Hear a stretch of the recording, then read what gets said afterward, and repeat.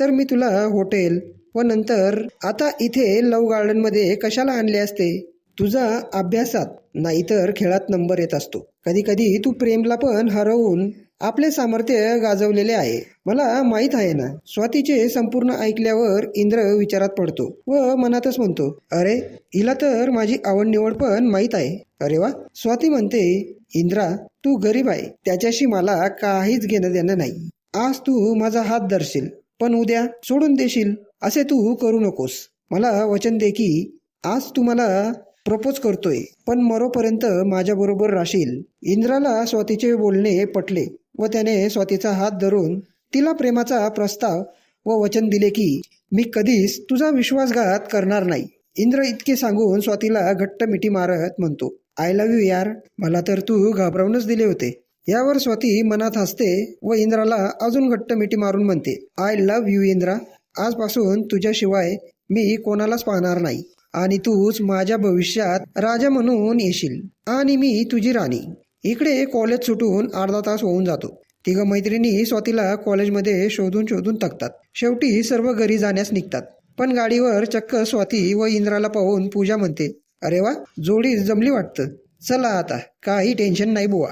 प्रेमला पूजाचे हे रूप फार आवडते आणि तो विचार करतो की ही मुलगी जिने आपल्या मैत्रिणीला दुःखात पाहून तिच्यासाठी एवढं केलं, तर हीच मुलगी माझ्या मनातल्या भावनांना समजून माझ्यावर प्रेम करेल. प्रेमला पूजाची तळमळ, कमीपणाचा अभाव जाणवू लागला. रात्रभर जागे राहणे व जेवणाचा पूर्ण आहार न घेणे यावर प्रेमची वहिनी सपना म्हणते, अहो तुम्हाला काय झालं? नीट झोपती पण नाही. जेवणाचे ताट पण अर्ध्यावर सोडून निघून जातात. चाललंय काय? यावर प्रेम म्हणतो, तुला माहिती आहे वहिनी, कॉलेजमध्ये एक टॉपर मुलगी आली आहे. एकदम साधी बोळी. दुसऱ्यांच्या भावना ती पटकन समजून घेते. आमच्या कॉलेजमध्ये स्वाती नावाच्या मुलीने प्रेमात धोका खाल्ला. त्यामुळे ती मुलगी खूप नाराज राहू लागली. पण या नवीन मुलीने तिला असा साथी दिला की जो जीवनभर तिचा साथ सोडणार नाही. प्रेमच्या तोंडून कोणत्या मुलीसाठी इतके ऐकायला मिळाले नव्हते तेवढे या नवीन मुलीबद्दल ऐकायला मिळत होते. यावर सपना म्हणते, अहो तिचे एवढे गुणगान होऊन राहिले आहे, तिचे नाव तर सांगा. पूजा. प्रेम म्हणतो, अरे वा, मग तर तुमची चांगलीच जोडी जमेल. प्रेम पूजा. सपना आनंदात सांगते.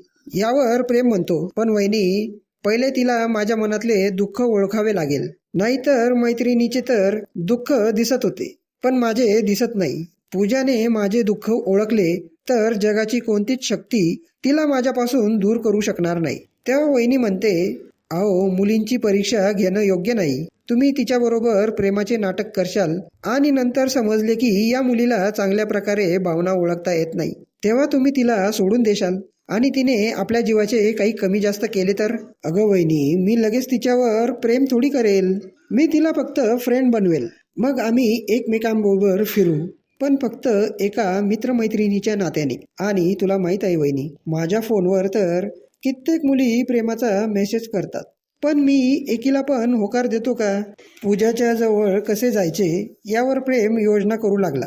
2 दिवसात सायकल रेसिंगच्या स्पर्धा होत्या. त्यात सर्व कॉलेजचे मुलं मुली येणार होते. यावर स्पर्धा जिंकून पूजेच्या नजरेत जाणे प्रेमला योग्य वाटले. कॉलेजवर पोहोचल्यावर सर्व प्रेमची मित्रमंडळी गोळा होऊन त्याला म्हणतात, अरे यार कुठे होता आतापर्यंत? का रे, काय झालं? प्रेम म्हणतो, अरे काय झालं काय? अरे यार तो राज आहे ना, तो पण तुला टक्कर द्यायचा विचार करतोय. तेव्हा प्रेम म्हणतो, आपली स्पर्धा आपल्या कॉलेजच्या मुलांमध्ये नाही, आपली स्पर्धा आहे ती दुसऱ्या कॉलेजच्या मुलांबरोबर. यावर जास्त चर्चा नको, आता चला सराव करू.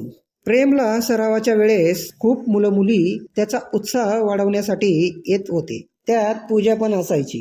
पूजाच्या मनात प्रेम पहिल्या दिवसापासूनच बसलेला असतो, पण त्याला सांगावे कसे हेच तिला कळत नव्हते. दोघं एकमेकांना भेटण्यास आतुर व त्यांचा एकमेकांवर जीव, पण त्यांना माहीतच नाही की हिला मी आवडतो का नाही आणि तिला वाटते की याला मी आवडते की नाही. यामुळे दोघं एकमेकांजवळ जाण्याची योजना आखून ठेवतात. एकीकडे प्रेम जिंकून पूजाच्या नजरेत यायला बघतो व दुसरीकडे पूजा मनात म्हणते की प्रेम जर जिंकला तर त्याला शुभेच्छा देण्याच्या बहाने तरी जाऊ शकते. सरावाचा वेळ व पूजाचा वेळ एक असत होता. पूजाला पाहिले की प्रेम एक स्माईल तिला पाहून देत असे. यामुळे पूजा पण लाजाळूपणे प्रेमकडे पाहत असे.